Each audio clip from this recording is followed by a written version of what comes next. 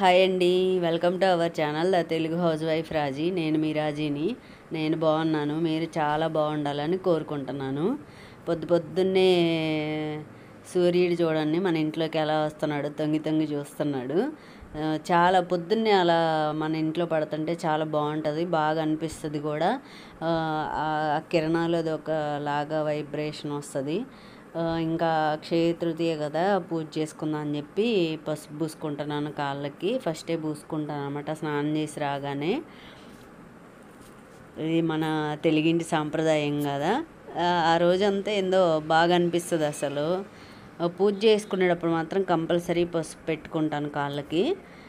ఇంకా ప్రసాదం చేస్తున్నాను అనమాట. ముందే సగ్గుబియ్యము కొంచెంసేపు నానబెట్టుకున్నాను. ఆ తర్వాత ఇంకా స్టవ్ మీద పెట్టేసి కొంచెం ఉడికింది కొంచెం అన్న తర్వాత సేమియాలు వేయించుకుంటున్నాను అనమాట. నేనైతే సేమియాలు జీడిపప్పు కలిపి వేయించుకుంటాను.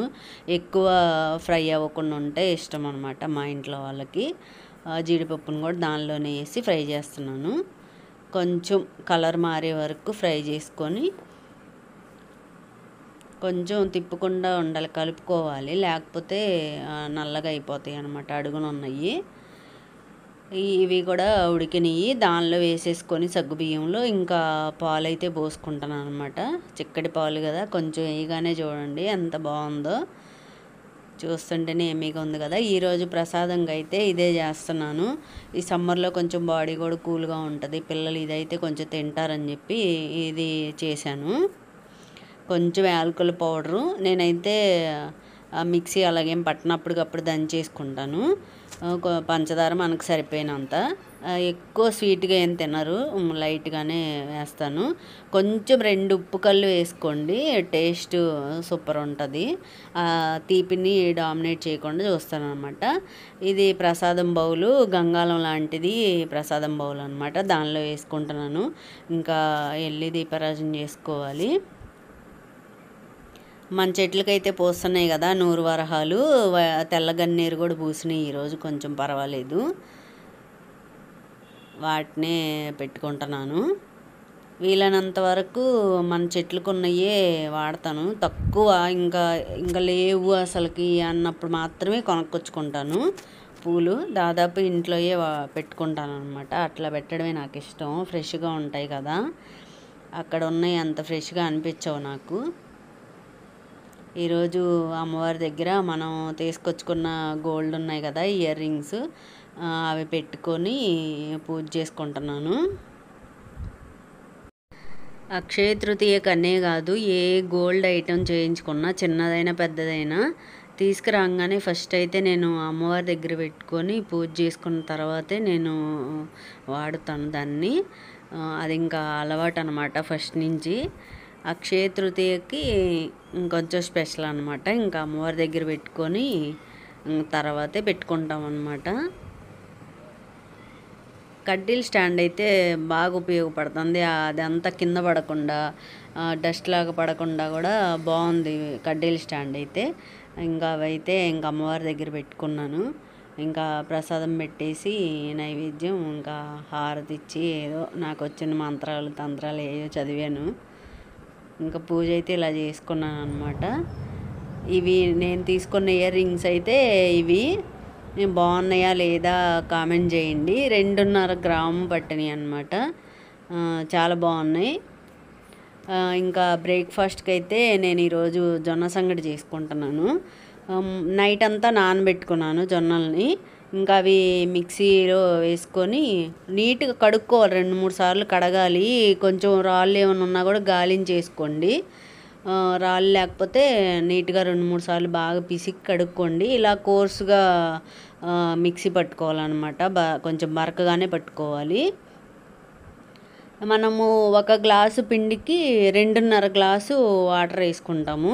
దానిలోనే కొంచెం జీలకర్ర, కొంచెం సాల్టు, మనకి రుచికి సరిపడినంత, కొంచెం నెయ్యి, 1 స్పూను అలా నెయ్యి వేసుకొని అవి మరిగేదాకా ఉండాలి. మరిగిన తర్వాత ఇంకా మన పిండిని వేసి కలుపుకోవడమే.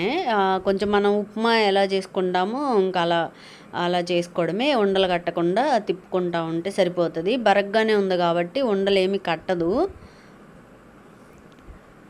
ఈ కన్సిస్టెన్సీ వచ్చిన తర్వాత ఆపుకోవచ్చు. కొంచెం ఆరిపోయిన తర్వాత గట్టిగానే వస్తుంది. దీనిలో కొంచెం నెయ్యి, నేనైతే అవిసె గింజల కారప్పొడి చేసి పెట్టుకున్నాను, అది వేసుకొని తింటాను అనమాట. చాలా టేస్టీగా ఉంటుంది. ఈ సమ్మర్లో వేడేది లేకుండా కూడా బలం కదా ఎముకలకి, ఇలా చేసుకున్నాను.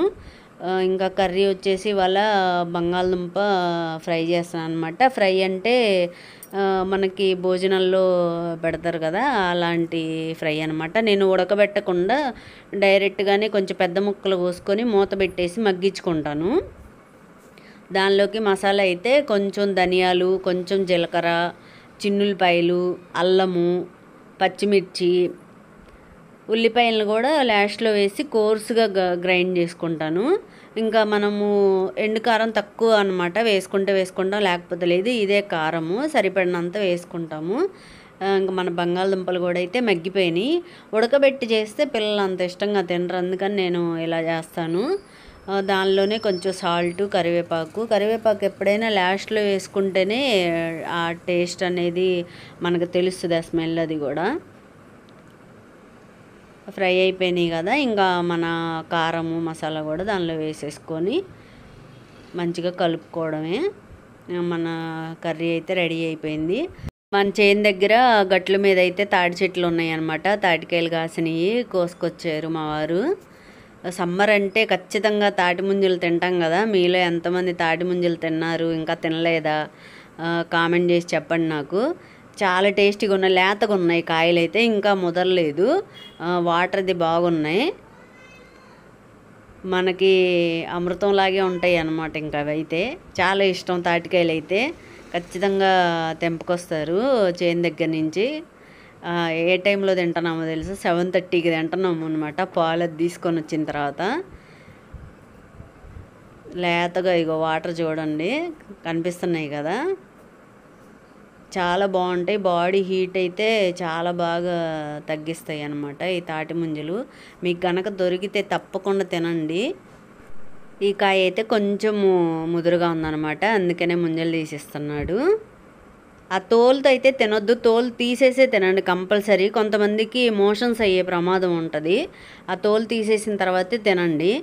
నా వీడియోస్ కనుక నచ్చితే సబ్స్క్రైబ్ చేయండి, లైక్ చేయండి, షేర్ చేయండి. ఉంటానండి.